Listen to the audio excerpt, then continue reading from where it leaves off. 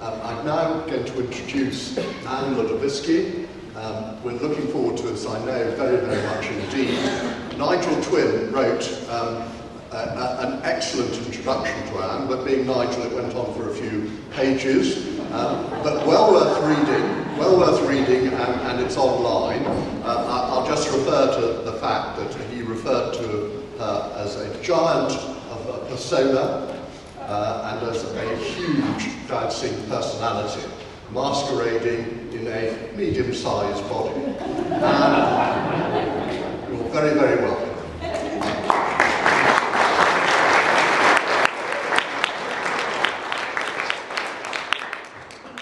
Just wanted a trip up to start off with. It's lovely to see everybody here, and I'd like to say before we start, some of us sat down this morning for breakfast was with visually impaired people. What a delight it was to be absolutely with them all the time. Oh God, I've got this token, have I? No, is that better? Oh, yeah. And what a delight it was to see these people. And they wanted to know much more about dowsing. And Chris was absolutely super and helping them all. And they said, can you explain dowsing and what they've done? What we do. So, yes, and I said, well, Chris finds lost things. They said, wonderful. When we're playing cricket this afternoon, we'll come and fetch Chris when we can't see where the ball has gone. So if you disappear, Chris, that'll be great. But to do what I do, I like to work with physios and vets, if possible. And sometimes the vets will say, can't solve a problem. Can you help me? So, yes, certainly I will. I never see the animal because I work Belgium, Holland, Norway, Australia, or Vancouver, or somewhere like that. And so I find it better that if I don't see the animal, because you get so much more information from them. And it doesn't matter where you are or what you do. You can get, it takes me about 3 hours. I do a quick half an hour to go through the animal to start off with. And then I will work and gradually go through them.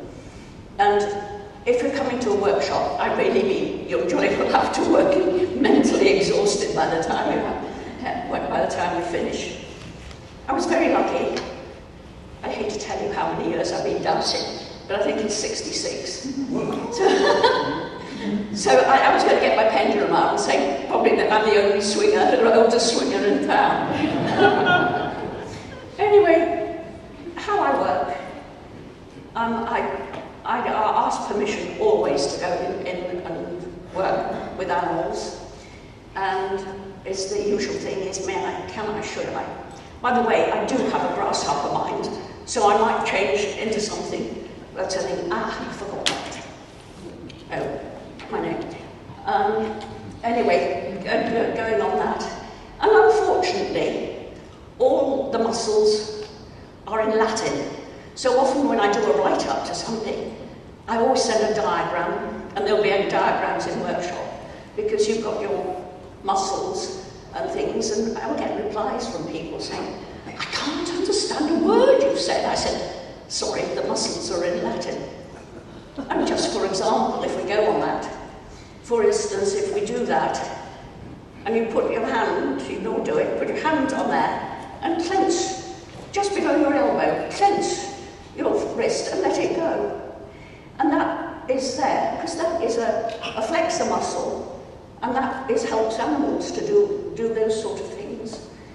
And another one you can try is this muscle, which is the brachiocephalicus muscle, and it's just behind there, like that. And believe it or not, you have to work with your opposite hand, so you'd have to work like me, like that one. And if you move your arm backwards and forwards, you can feel that muscle working. And so, for instance, if you've got a horse, or a cat, or a dog, and they're going a little bit like that in front, often enough, it's because their neck is stiff here, or because that is responsible for pulling the shoulder forward, pulling pulling the arm forward, the humerus forward. And this one here, the latissimus dorsi, is responsible for pulling it back. So it works like a triangle. And so it absolutely fascinates me when it all links together. And you work on that. So if an animal's going like that sometimes, it can be some people thinking, it's a portrait, is it anything else like that? It's not. And here, I've put in, many years ago, I was doing the lambing 1,000 ewes down, and the man said to me, when you're coming down, bring your tide table with you. I thought, tide table? Why a tide table? And he said, because the sheep will lamb with the tide, and you always go on this one, the sheep, and all animals will lamb with the tide, or a mare will have a foal, or few dogs will have puppies, as long as they're not going to have a cesarean or anything like that. And that will happen. So I've written down there, it's all to do with the pull of the moon. So if you've got there, high tide, when at midnight, obviously it changes. You've got slack water from 6 to 7, so nothing really happens during that time. Just after 7, the tide really starts pulling, and the animals start giving birth. So after, if you're doing nighttime lambing or something, anything or looking after them, that will happen, you know. You think after midnight, you might get the odd one, but peace, perfect peace. And the mares will do exactly the same, and other animals will do exactly the same. It's all to do with the pull of the moon, and if you think of the air pressure's all got to go somewhere. It's wonderful how it works. What happens in the animals around the Mediterranean? Because there's very low tide. Yes, so but you'll still get a tide, but it's not quite such a strong pull. And if you say inland, well, where do we go when it's inland? Go to the nearest river and find out where it meets the sea, the river meets the sea. So, and that's what you can do on that one. So I started many years ago, as I say, when I was 17, and look at it now. So when I was 17, I didn't really take it up, and it was really when I got deeper and deeper and deeper into animals and doing things, was about 1976, which kept me very busy. Then it was a dry summer. Does anyone remember a dry summer? And we couldn't find water, so I was water dosing then. And I took it up, and it was absolutely fantastic. But please be aware, it's all dosing that you're working with. It's not like the animals will talk like to you, like Mr. Ed. I expect you remember Mr. Ed, the talking horse. No, it's not going to happen like that. But anyway, that's things that you can do. So if you first start, you get people starting. He won't talk to me, but you'll find that animals will come up to you. I was very tempted to do. They'll come up to me in the street, and I'll come along, and you have the capacity to help them. I lived in Spain for some time, and I couldn't work from. I was working. People would send me fur, mane, tail, whatever it is, and I was lucky enough to work with local vets there in Spain, and lucky to be able to go into the operating theatre and watch operations, which is really very good. One was a German vet, and the other one was a Swedish vet. And you just never stop. You never stop learning. It's absolutely fascinating. And I, as I say, I worked with them.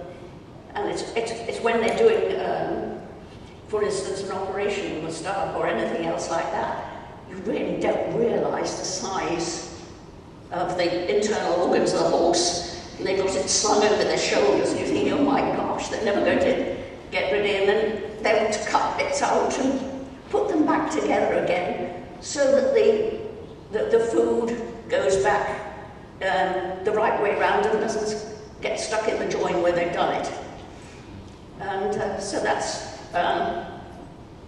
you know, and always when you're working with animals, it's most important, what do you need, not what do you want. If you say, what do you want? It's like a kid in a sweet shop. They're thinking, oh yeah, I need that and I need that, so you have to be careful. And, you know, just what do you need? That's most important. And it's not what we think they need, it's what they tell you what they need. But I've had some really funny experiences.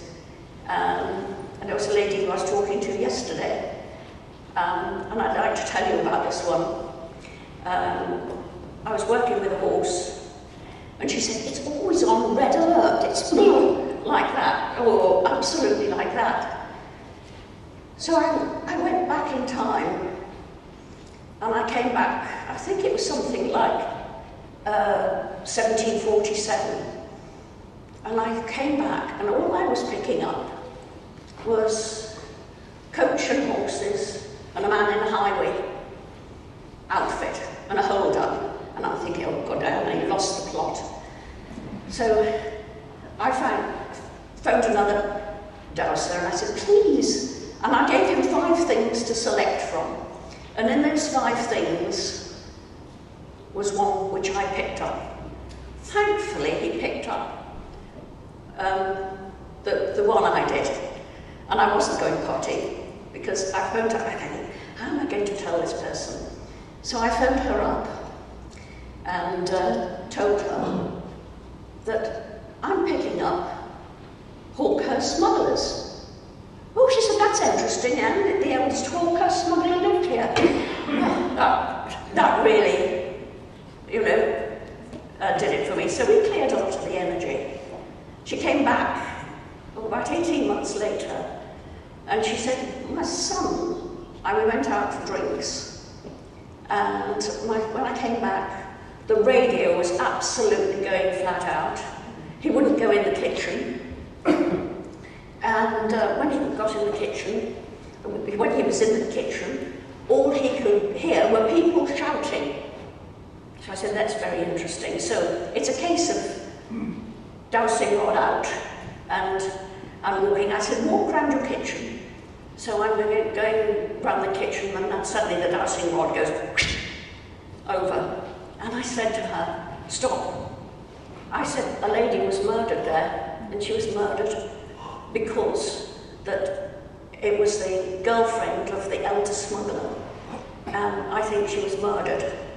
I said, something more. I said, can you move on? So she said, well, yeah, I can move on about 5 strides, but do I have to go any further? So I said, yes. She said, well, I've got to put my wellies on. Do you mind? I said, no. I said, oh. I said, well, where are you going? She said, I'm going in the cellar. And immediately I doused. And they must have murdered her and put her down in the cellar. But as she went down into the cellar, there was this blood-curdling scream, and I thought, whoa, what's happened? She said, the toads just jumped on my welly. So we managed to get over that one. But it's still very interesting in that area. And that is the Hawkhurst smugglers. They were the worst smugglers from Dorset to Devon. And nobody could stop them from doing what they were doing. Even the customs officers couldn't, you know, do anything about it because they were so naughty. But it's all great when we can link up with certain things, and I'd like to give you an example. Obviously, sometimes you have to be so careful because what you find, you want to put it very tactfully to somebody. This horse, which I did recently, was all I knew, it was aggressive. And it had collapsed, and she hadn't ridden it since April. So what I did, I tuned into it, and it picked picked up the aromatherapy vine, which is for aggression and being dictatorial. But read further on, and this is in the flower remedies for pets, because it's slightly different to the humans. And the flower remedies, and it said to me when I got to them, for nerve endings and tumours.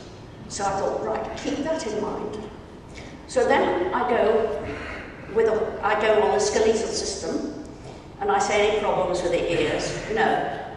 Any problems with the eye? Oh, yes. So I said, are you long-sighted? No. Are you short-sighted? No. So I thought, now where do I go? Do you get headaches? Yes.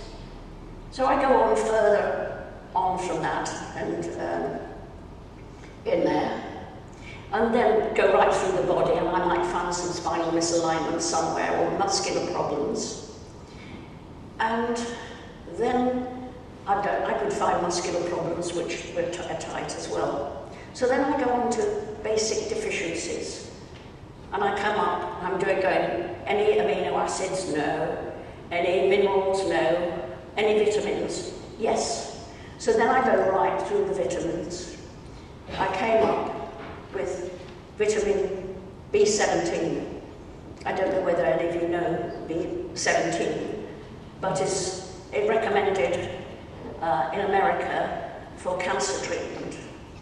So, oh please, I mean, you don't want it to be, but I couldn't tell her this is what, obviously, the tumour that I was picking up, and it was like for what I was picking up.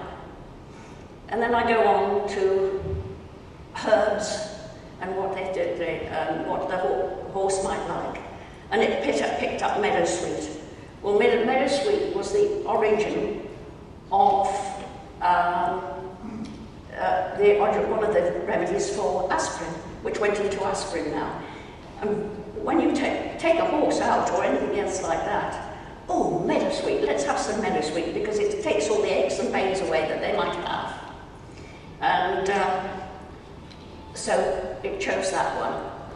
And then, of course, it chose the homeopathic remedy, Thierry.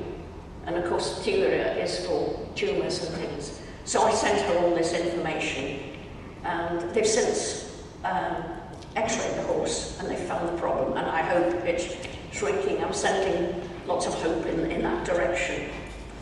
And so, yeah, that's rather nice. I was living in Spain for a while, and I did quite a lot of work there. And I found a great deal of work, problems, the Spanish Civil War. And you would find that the horse won't go in the stable. And it would literally, I can't possibly go in there. And I found that a lady had been murdered in the Spanish Civil War. And you often find things like this because animals are very, very sensitive. And you find all things like that. And also, on other things like that, I was working all over the place, and very often horses and things like that are given certain supplements. Certain supplements you can do, but some are illegal. Not in this country, I can't, another country anyway. My friends were training horses, and they said, guess what I found? And he used to be up at 5 o'clock when nobody else was going, and he used to find things in the bins from horses, and go around there, and he said, find out what this is all. It was all in French, because you can get things from France. And it was an injection to help the horse, to stimulate the horse's heart. But it's for old age, which you can legally give for old age, but not for young horses. And of course, young horses, they just can't cope. They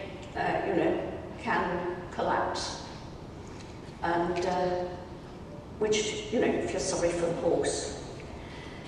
And many of, things that we do and go, and I think I've told this one. This has happened in Cornwall. And I went with a friend of mine, and we were both working together on a horse. And as we were working on this horse, they said, the carp pond's been drained, and all the carp have gone. And she said, these horses should know something about it. They were in the field. So we both said, well, let's ask. So we did. And we said, did you see anything going on? Oh, yes. You're obviously doubting what's going in. And he was saying, well, you sort of give me an age to the person. And we got back that he smelt. So we thought, ask what it was. And eventually we got cigarettes. He smelt of cigarettes.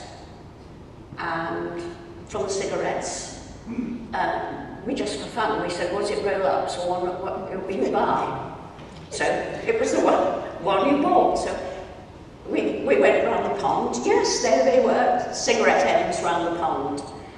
And we gave a description to, we found that he was wearing corduroy trousers. And you can go deeper into the things. She said, oh, that's brilliant. She said, that gives me a good lead so that I can go to the police. I said, well, how are you going to tell these people that the horse gave me the information? So that's what, can cause great fun.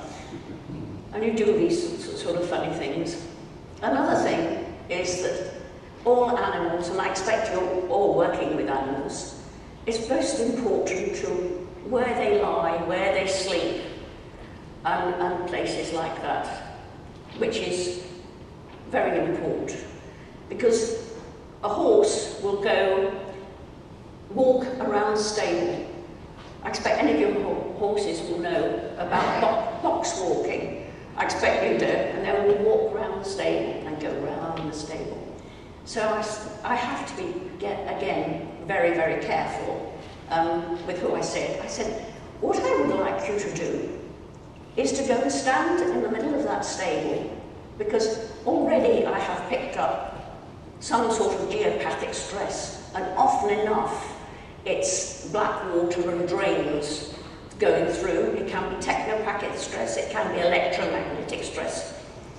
And I would just say, so that they can experience themselves, go and stand on that area, because where the horse lies down, where the tummy is, it's your centre of your energy, it's your hara, and that's where they're picking up the energy. So that if you're working there, I said, go and stand there and let me know how you're feeling. Well, you can either feel nauseous, you can sway, you can feel as if you're really being pulled over like that. And I said, now you know how the horse feels. It's permanently feeling dizzy and uncomfortable. So you go and clear the energy. And we all have different ways of doing it. Very often, the simplest way, I will try and clear it from home, or I will draw a picture of their stable or their house if it's a dog, and I will put crystals to help the exit and the entrance line of there. And I will tell them, if for yourself you're in doubt about this, I generally use rose quartz and clear quartz, and I will say, hold it that way, and if you still feel your swaying like that, try the other way, and if you stop, that's the way they should be. So that's, how I happen to do it, because it's easy for people that are far away, and you can help from home. With lost animals, often I do it. We all have different ways. Not so very long ago, somebody lost a Siamese cat, And they had two Siamese cats, they were related, Ping and Pong. By the time she finished explaining about Ping missing Pong and Pong going here, I'm thinking, where am I going now? Am I working with Ping or Pong or what? And so I got it going in the end. I said, I don't think, her son had gone babysitting, or cat sitting actually, and let the cat out on fireworks night, and of course frightened it and had gone into hiding, and it wasn't going to come back until the original owners came back. And, you know, eventually it came back, but the other cat was hiding meanwhile. Another cat that I did, again in Cornwall, and they said, it was a beautiful cat, and they said, again, two cats, and they were Bengal cats, no, Bengal. They were Bengal cats, and they said, my daughter will be absolutely devastated that the cat's gone missing. So I said, it won't be back to 2 months. For 2 months, I'm thinking, what on earth made me say that? Why did I say 2 months? And I'm thinking, I said, let me know when it's back, 2 months. And I said, I feel that it's got into somebody else's car that was down on holiday, and they've taken it home. And I said, I'm sure it will be back. Anyway, 2 months later, I got a phone call, the cat's back. So I was very pleased with that. And a similar one, I think this was up in Northamptonshire somewhere, cat went missing. I said it won't be back until Thursday. And I'm thinking, why did I say Thursday? I have no idea why I said Thursday. And I doubted, no, Thursday all right. She said, try go and look for it. I said, no, don't try and look for it. Because it doesn't want to be found at the moment, but it'll be Thursday. Thursday morning, 8:30, the phone call. The cat's not back yet. I said, well, we've got the rest of the day yet. 9:30, I got a phone call. He's back! So we were absolutely delighted that the cat was back. I hope I'm pressing it. This is a very special cat. By the way, it's not mine. She always sits at the table for every meal. You have to draw up the stool for her, and she sits with her arms folded across the table like that. And but she belonged to my extra daughter, and we did a lot of work together. And she was super. She phoned me a few years back now, and she said, "Can you come and look after me?" Unfortunately, she'd had breast cancer, and it went to bone cancer. But that cat, I knew where to work on my friend, and I knew where to go, because that cat, it doesn't matter where it was, she used to go and lie across that area, lie over her leg, and next thing you know, that she'd got a lot of pain in the femur, or she'd lie across her arm, and there'd be pain there. So she is very, very special cat. Yeah. Mousing, by the way, is completely out of it. She's got far better things to do than mousing. Yeah, it's a very special cat. This is about dog food. It is horrendous. I'm sure many of you don't know what dogs are eating. It is and even cats. One thing, if you're feeding them, please be sure that vitamin B1 is in their food, because if vitamin B1 is in their food, you can always tell, because they begin dribbling. So if I'm dribbling at dinner tonight, for goodness sake, make sure I've got B1 in my diet. But no, it's, you know, imagine it's disabled. They're not fit for human consumption. So why feed it to your animals? And at the end then, you don't know if it's cattle, sheep, or horse, or even fluffy. They've even found dog colours and cat colours in food. So, it's horrendous. and this is an important thing, is to make sure that the dog's claws are kept, because like us, they still walk, you know, on the heels and like that. So if you've got the claws, I'm not tall enough for this, but if you've got, for instance, you've got the, if they're like that, that's okay. But if you've got the claws, it pushes them back on what you call the digital pad, and it pulls all the tendons here, and gradually you'll get wear and tear on the digital pad.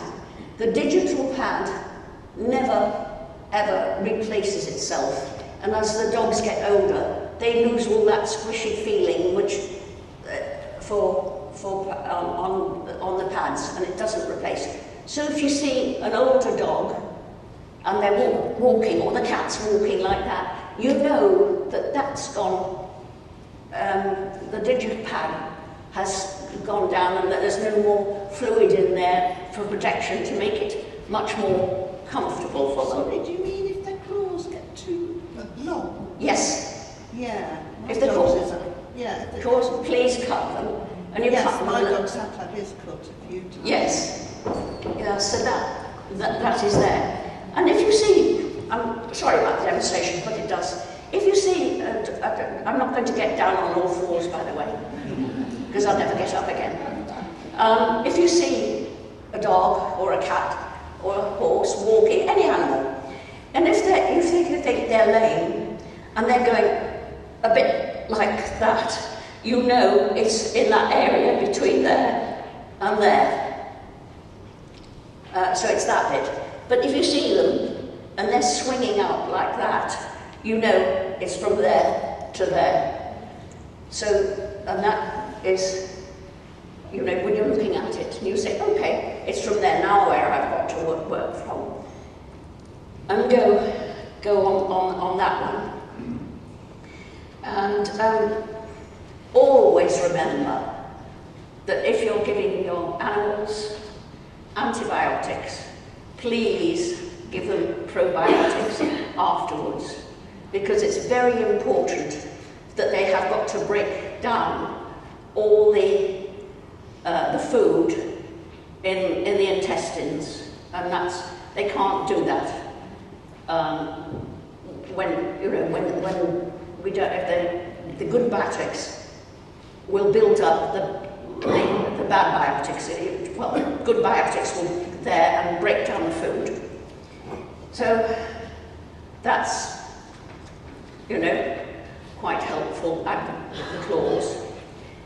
And as I say, the pad acts as a shock absorber, which is very important. And you can see there where you've got to cut them down, they have to cut them down just below that pink bit in the top picture, so it makes them nice and comfortable. Teeth is very important, because if their teeth are not cleaned and the tartar builds up, it causes them the health. So it's very important that the teeth are cleaned and worked on. You know, and you can get special things for dogs and cats. The next one, this is really more of a story.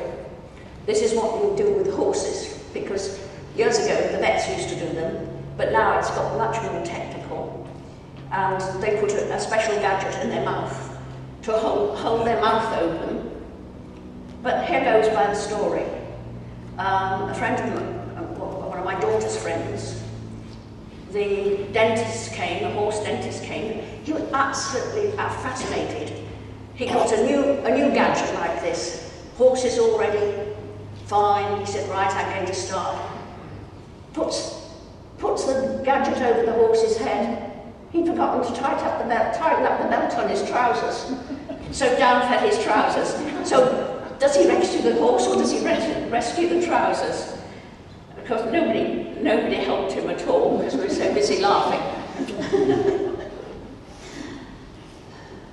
This is the difference in animals. The horse has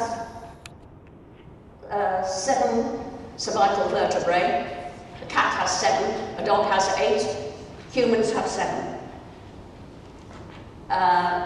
Thoracic, this is why, my daughter, sometimes I need help writing, and of course I can't always, because I say thoracic. Well, how do you spell thoracic? Well, that spoiled my train of thought. And often enough with animals, thoracic, and then you've got your lumbar. Do you know where they all are? Your cervical is there. Thoracic with us is down to there. Then you start your lumbar.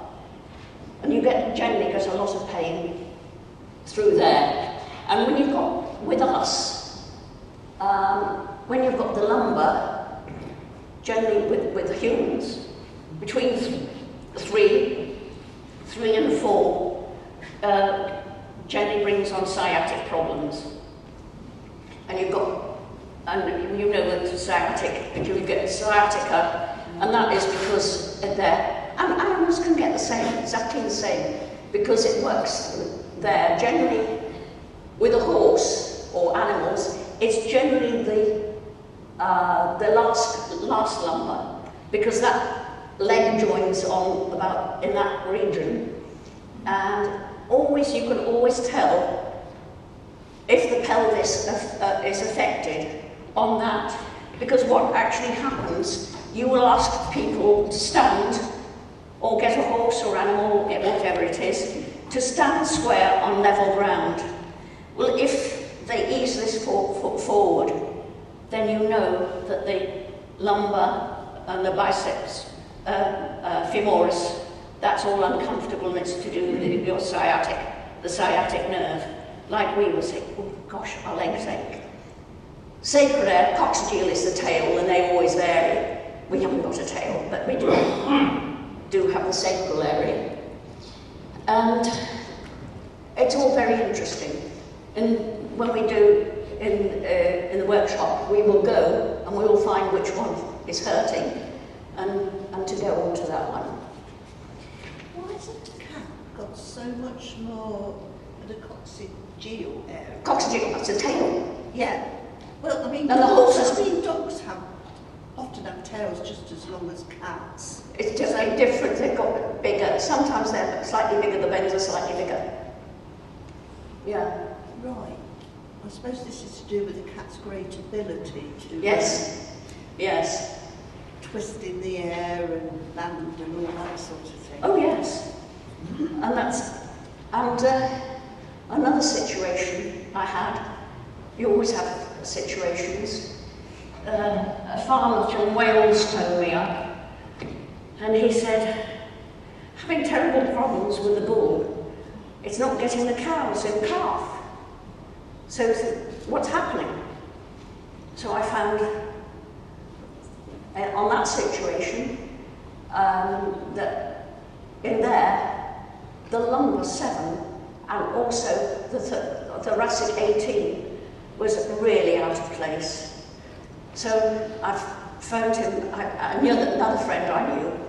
I said, can you give this man the chiropractor's number and get her to do a bull? She said, I've never done a bull in my life. So they put it in a crush, and she worked on him, found it absolutely fine, worked on him, all went absolutely back in place, wonderful. Gave him a couple of days rest in case he went over the top. But anyway, he was back on duty and got the cows in calf. So that was a good thing. So you can work on all sorts of things.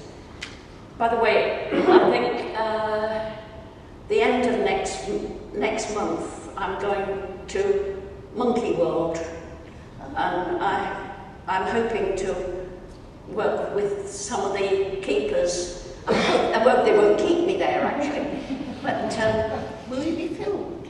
I might do some of it, but it might be interesting anyway, and it fascinates me anyway. So I'm hoping that will work. And also, what I'm thinking is going through your horse, going through the muscles, which we will find up,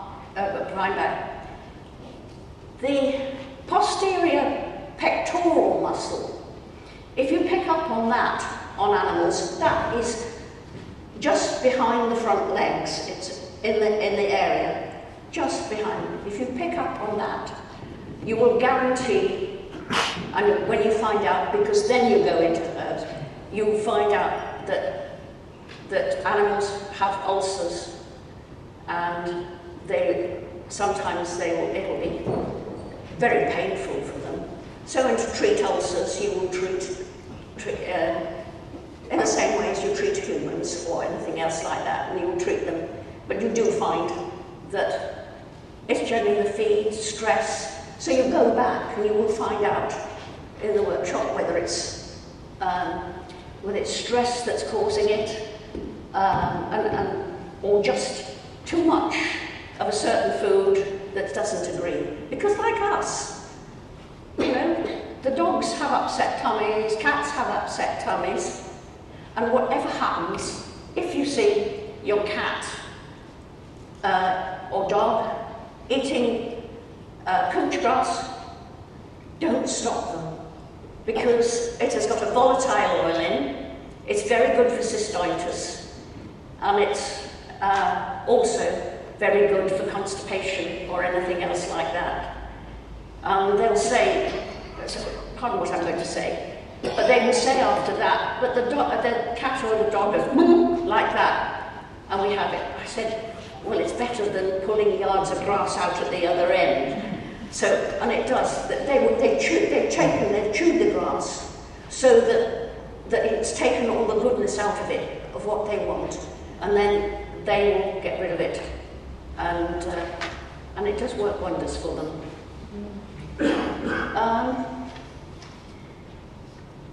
Also, while I remember it, if your dog has got a cough or anything else like that, do remember that garlic for kennel cough or anything else like that, because I did this many years ago, and I said, give the dog garlic. The dog's not going to eat garlic. I said, yes, but it prefers flake garlic to powdered garlic. And this is what they asked for, garlic. If you tried to mix it in with a meat roll, gosh, you'd think it'd be going to be poisoned. But give it a flake of garlic, yes. And, well, how long? I said, the dog will tell you when it doesn't want the garlic anymore. And the dog suddenly cough better, and the dog will go, oh, what are you trying to give me that for?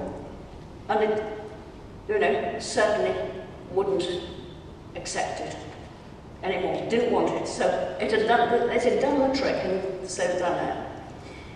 Also, if you're feeding a dog or anything, and you're giving it charcoal biscuits or charcoal of any sort, don't try and worm it after, for the simple reason the charcoal absorbs the wormer, and the wormer won't do the trick, so you've wasted your money. One show horse, a person that I know, does show horses, and she was feeding her horse on rice pudding to get it show fitness, and all sorts of things, and never, if you've got herbivores, don't give them any sort of, like cod liver oil, because they're herbivores, and herbivores don't have a gallbladder. Oh, this is, if you have a cat, or dog, or anything else like that decides that your house might like to pee in your house in a special place, get to know, if you know an aromatherapist, and use that where necessary, and just spray it on, and it smells nice. But to the cat, I think it would grief, no thank you. That one hasn't come up. But what I want to show you.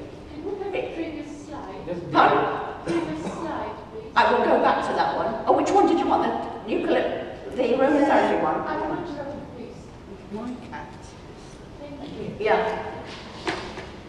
The one obviously hasn't come up because it was a film, and the horse was due to compete at Burley events. I can show you, if you want to see it, I can show it on my iPad later, but it hasn't come up on there. But it was, they said, what's wrong with the horse? And what happened, the poor horse was going, looked as if it wanted to have a wee, and then looking around in absolute agony like that, and it was really painful. And then it would go backwards, trying to get away from the pain, and then it would go down and it would roll, and then it would get up again and do the looking round like this, and really in pain.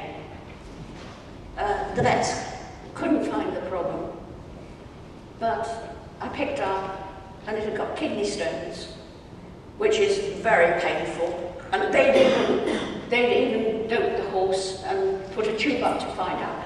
But unfortunately, like us, our bladder is like that. But if we were on all fours, our bladder would be that shape. And I could show you what diagrams of it.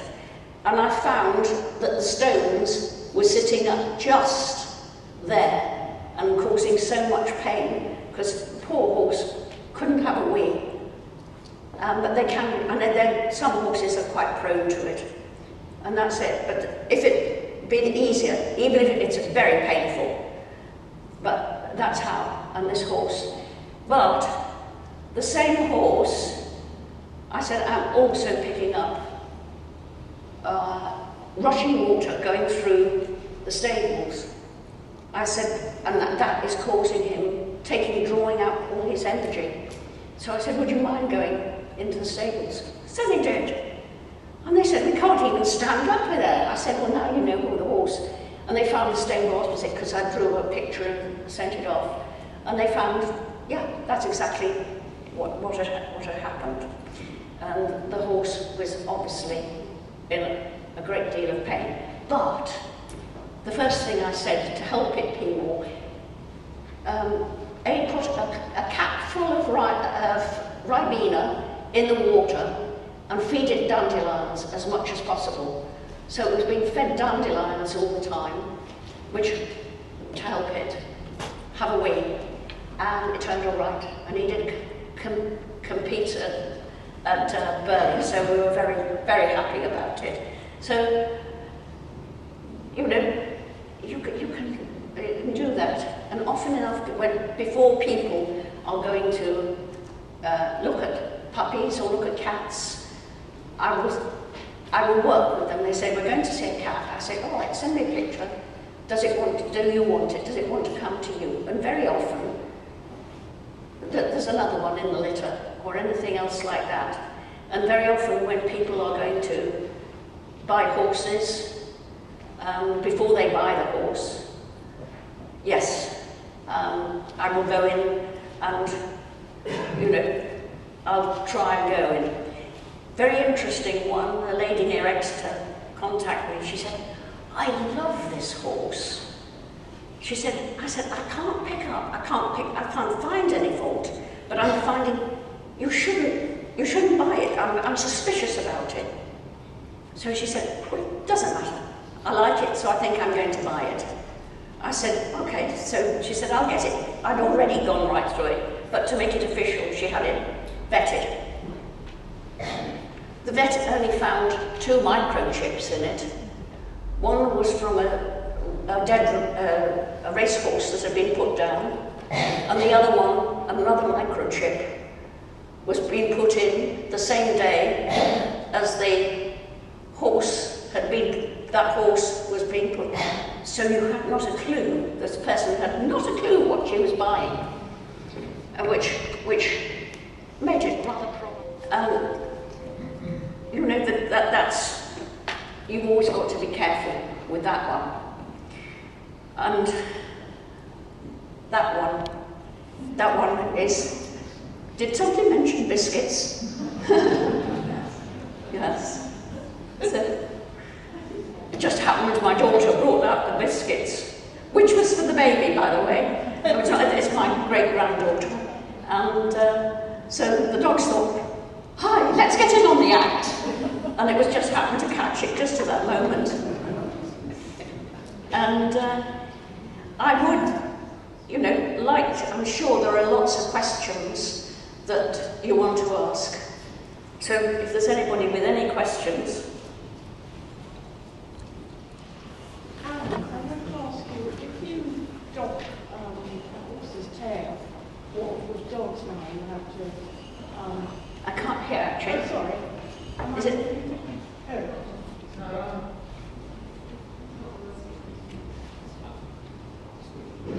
It's on. Is it? Yeah. Place that. If you dog a horse's tail, what would dogs know? Or would you have to... Yeah. Does that alter their gait? Well, the horses are not, it's not allowed to be done on dogs or cats anymore. No. But it was obviously done for a reason at one time. And when they especially with spaniels or hunting dogs, if they cut the tail off, it was to stop fuzzy bit at the end getting stuck in brambles, so that the dog was going full tilt ahead, and it would suddenly go, whoa, my tail's caught. Right. But it does upset their balance because it's used a lot for balance. Well, that's what I thought. Yes. Yeah. Thank you. Any other questions? One over there. Just hang on. Well, when you mentioned the births happening at high tide, yes. do you think that's the same as passings? That's, When somebody passes, is there any data to show more people? it's generally a slack water. It's generally a slack water. Yes. And another interesting thing that it's a good old-fashioned thing that, for instance, if a mare foals, it won't foal until, when it's covered by the stallion, it won't foal until there have been 11 full moons. And people think, oh my gosh, they say, she should foal. I said, no, not until there's been 11 full moons. And very often it's the pull of the moon, it does help with lambing like that. And as I say, it takes 11 full moon, but often enough it's slack water on what you're... But I mean in the other end of life when we pass, is there any data to show that more passings occur at high tide, for example? I really, it's one of those questions, whether it's natural or whether they've been kept on life support or anything else like that. But in doing what we do like this, I feel, please remember, if we can communicate like this, let's communicate people with special needs, dementia and Alzheimer's. It is so rewarding, and I find that it is absolutely fascinating, the people with special needs you get. And the people that cannot convey, you may go into a home where people cannot convey what they're saying. You go through the same thing. Have you got, and you don't ask, you're muttering it to yourself. Have you got any aches and pains? Yes, so you'll go through. Yes, it could be here, it could be there, and everything. And the simple reasons they might be upset, because they just want a little bit of chocolate, or they're missing, and they're missing something in their diet. And that is very important. And many years ago I was working with a young man, and he could not communicate, but he was always wanting, he couldn't speak. And I asked why, what he wanted me to say. After a long time of going through the whole situation, he said he loved the colour that his parents had painted his room. Well, I wasn't even expecting that, but it's those sort of things that can bring joy to the parents, because they don't know that he can appreciate that, or she can appreciate that, and it works very well like that. Any more questions? Oh, yes. Do you have any opinion about the dehorning of cattle? Not particularly. I know that, you know, if they're kept in confined quarters, like many of them are do now, because they're raising. So it's another thing that I did. I was working and doing the same thing, fattening cows and bullocks, but at that time it's now illegal. They were given a hormone, which was romensin, hexaestrol, and that used to put the weight on. But unfortunately, it also put boobs on men. So that was, they couldn't do that. But in other countries, they give their horses hormones to build the neck, because when you're working a horse or anything, they give them hormones to build up their muscles. For instance, if you're working like that and you've got to get them like that, they can't work, they cannot hold their head in a certain position unless this muscle is built up. And unfortunately, in other countries, they give them these hormones, and this crest gets so huge and big that it falls over. And what they do then, which is rather sad, is that the vets make a cut in the muscle of the crest, and then they put the mane over the other side and put lead weights in it to hold it down until it's healed up. But it's very sad to see that happen. And I don't. But the dehorning.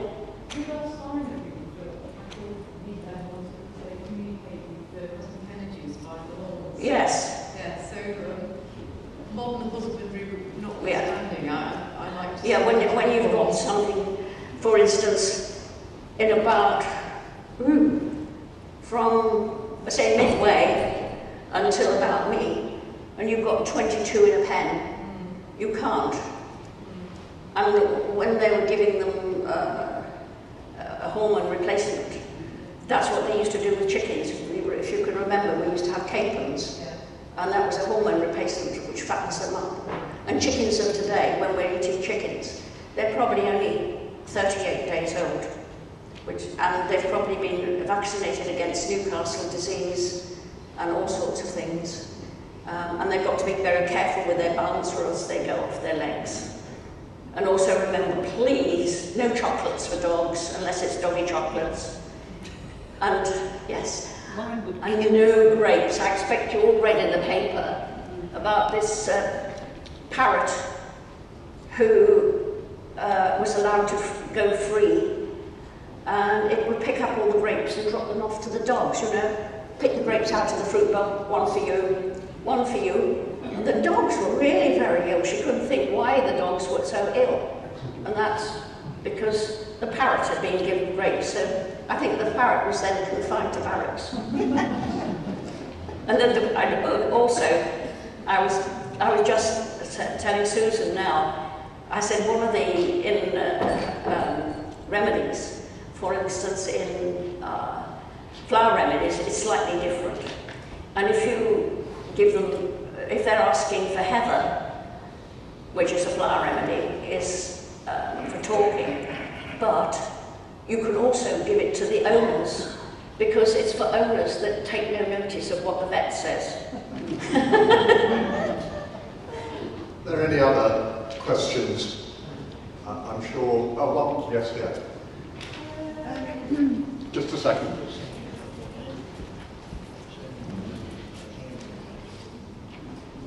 I have a dog who is very, very jumpy, a Shih Tzu. Yes. He's very jumpy, he's very nervy. Yes. He won't let me brush him at all. And every now and then, I can be sitting stroking him, and he'll suddenly turn around and bite my hand. Yeah. Right? for no apparent reason whatsoever. Yeah. And I just wondered what is the cause of it. The skin on his back, from his head down to his tail, is blue. Very interesting that, because often people don't think. You might think of what you're doing like that. I've got a diagram of it. But for instance, people don't think of it. Dogs, horses, and any animal has a funny 5 minutes every now and again. And they might jump. And what happens is that they can crack a rib. Now, if they crack a rib, you've got between those ribs, you've got what you call the intercostal muscles. And the intercostal muscles are then connected to the abdominal muscles. The abdominal muscles do nothing except hold the guts in place. But the abdominal muscles and the intercostal muscles are connected to the back muscles, which are the latissimus dorsi muscles. And in that muscle there, so you go and touch his back, because they're all, and it's held together. The best way to explain it, it's like a bow. You've got the string and the bow. And when it's all tight, the whole back becomes tight, and it can't let it go. And that is because of that happening. And very often, I'll tell you if there is, and which rib it is, and often enough you'll find it. I've done a beagle just recently, and the same thing happened, but it had broken a rib here, and she said, "Oh my goodness me, I never noticed it's got a lump there." That's after I'd done it, and she took a rescue dog, and it had also been hit over the head, which is very sad, and things like that. But I think, John, you probably know that very often people used to say the horses are cold-backed, but there's no such thing as being cold-backed, because that's when they've probably cracked a rib, and this has all happened. All these muscles act like a bow, and it's just tense, it won't let go. And once it lets go, and you can get this, you can help heal the muscles, and you've got to work on the muscles as well. So what should I do about this? Take him to the vet and have an X-ray? No, we'll do. I'll tell you what to do. Oh, okay. Yes. We can sit down and have a chat about it. I've got a photo of my great. family. That's marvellous. Time for one last question.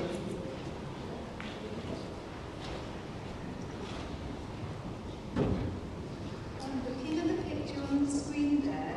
Pardon? Looking at the picture on the screen there, the human and the animals together, do you think we've become slightly divorced in Britain from living with animals? And I'm thinking about care homes which now... I can't hear you. I'm thinking about care homes which now can't have an animal because of health and safety, and yet when there's an animal in a situation, something wonderful... Animals are wonderful for people that there. By the way, the two at the end, we call them border terrorists because they're so naughty. When humans and animals are in a sense, we have to join more helpful network of what we're all doing. And actually, do you think there's a way of reintroducing animals into safe or? All like us, all animals are completely different. All animals. But you also, Helen, you might be able to, if he's nervy and jumpy, there's a thing, a flower remedy. And please don't ever give your cats, if you're using an ordinary flower remedy, don't give them any more than 2 drops because of the alcohol content. It makes them foam at the mouth. But so, if you're going to use that one, rub it into the temples, or no more than 2 drops, or else you'll have the cat squiffy. And the other thing is that you can get flower remedies with glycerine in, so that you can give them the drops. And every animal varies, so you will obviously work either giving the, how many drops. Generally a horse is 6 drops, And a big dog, for us, it's generally 4 drops. And either that, we vary on drops. Yeah. Any more questions? They used to say that before you had sheep, girl cat spayed, well, I don't know, I'll never go that voice either. Before you had a girl cat spayed, or possibly a dog, yes, I don't know as well, that you should allow them to have one lot of kittens. I hear now that vets are saying that is not, they don't think that is true. Not necessarily. Well, right, so you agree, yeah. Yes, because what you haven't got, and they don't know about, and often enough they're far healthier for that. Yeah, okay, yeah. Great. Now don't rush away because Faye's going to announce the workshop, but before that I'm sure you'll all wish to join me in thanking Anne very much for an absolutely